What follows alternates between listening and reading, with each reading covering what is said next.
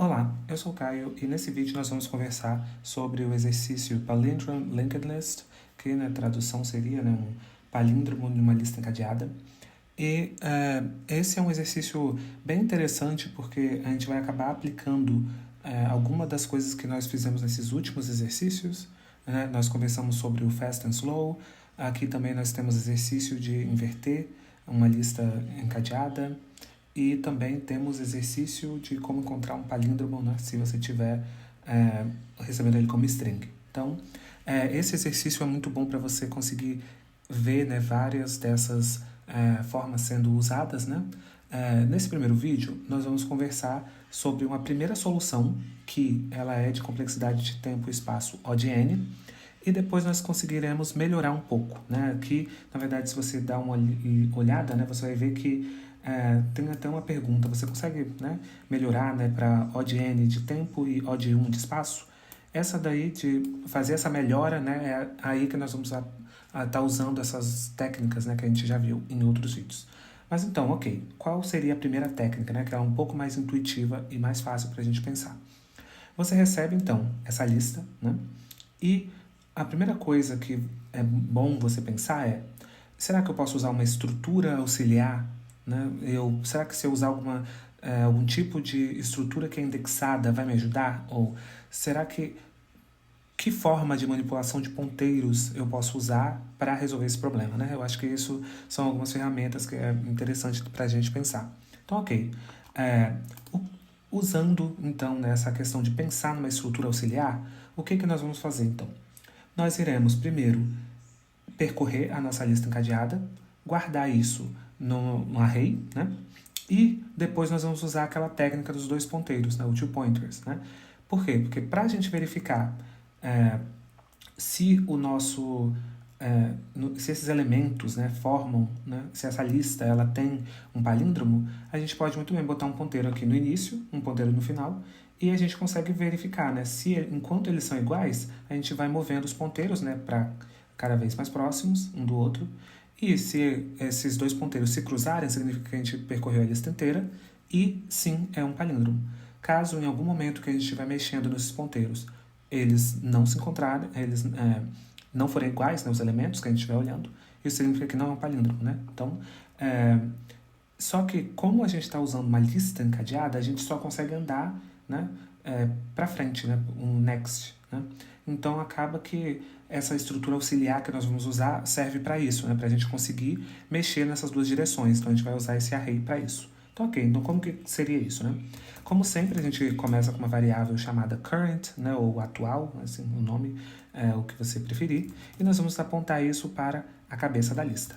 E, como sempre, nós vamos fazer a verificação, né, enquanto a gente tiver o current, né?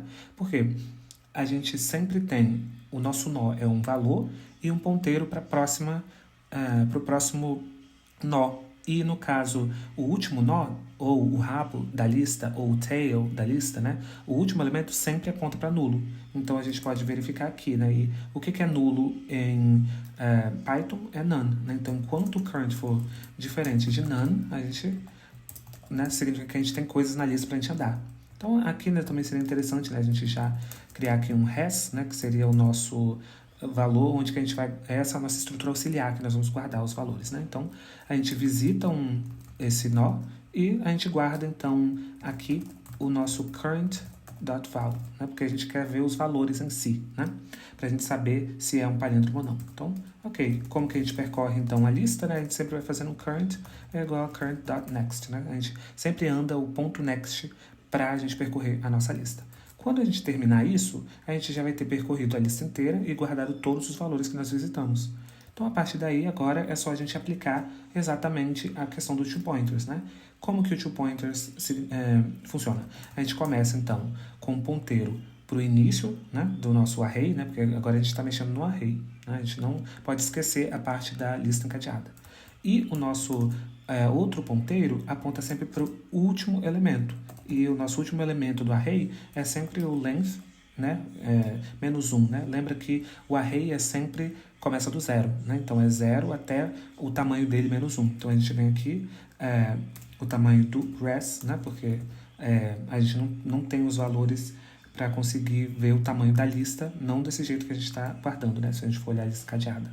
Ok, então, qual é a verificação? A verificação vai ser enquanto o nosso left, né, é chamado de left e right, né, esses ponteiros no geral, né? Por isso que eu coloquei L e R. Se a gente botar enquanto o nosso left for menor ou igual ao right, ou seja, eles não se cruzaram ainda, né, o left está ali, né, na posição 0 ou, né, até o 1, enfim, né, vai depender de como que a gente vai estar mexendo eles, e a gente sabe que inicialmente, cada um, eles vão estar opostos, né?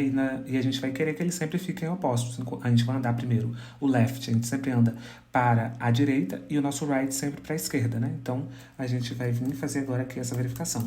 Enquanto o has, né, na posição do left for, se, né, for diferente, a gente já sabe que a gente olhou, a gente está olhando para dois elementos diferentes, então não pode ser um palíndromo, né? Porque um palíndromo, se a gente fizer o contrário, né, se a gente inverter os valores, eles vão ser o mesmo, né? Um exemplo é Hannah, ou outro exemplo... tem outros exemplos, né? Mas, enfim... é isso. Então, a gente já pode vir aqui e retornar falso. Ok, né? Então significa que se passou por essa verificação e não retornou falso, significa que os dois são iguais. Então, o que a gente faz? A gente faz um left mais igual a 1, né? A gente anda 1 para frente com o nosso left, e o nosso right a gente diminui 1. Então, é isso. E a gente vai fazer isso enquanto eles dois não cruzarem, né?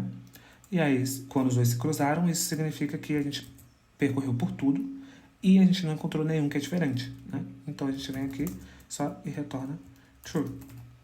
E seria isso, né? E essa solução, né, como a gente conversou, é uma solução de espaço O de n e de tempo O de n. Por que é de espaço O de n? Porque a gente precisou de guardar todos os valores dentro dessa estrutura auxiliar.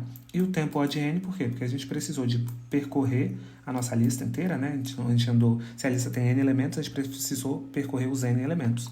E aqui também a gente precisou andar novamente, né, os n elementos, né? Seria um n sobre 2, né? Mas a gente sempre está pensando no pior caso, então é um n, né? Então, como os loops, né, não são, eles não estão alinhados, né, eles não estão um dentro do outro, isso daqui seria n, e esse daqui também seria n, né, ou n sobre 2. E se você somar, né, lembrando, né, daquelas regrinhas, né, de como que a gente pode pensar na nossa análise, né, de complexidade, significaria que seria um n mais n sobre 2, que você, ignorando as constantes, viraria 2n, e o n, né, o 2n você também ignora, e aí, no caso, ficaria n mesmo, né? Então, é isso, né? Eu também posso fazer um vídeo com mais detalhes, né, sobre como fazer análise de complexidade, mas é isso, né? Então, esse foi o exercício. Nós vamos melhorar, então, essa parte aqui. A gente não vai precisar de usar uma estrutura auxiliar. A gente consegue fazer mexendo os ponteiros, né? Sem precisar de criar novos, né? Uma nova lista. E a gente consegue verificar se é um palíndromo, né? Mas isso fica para o próximo.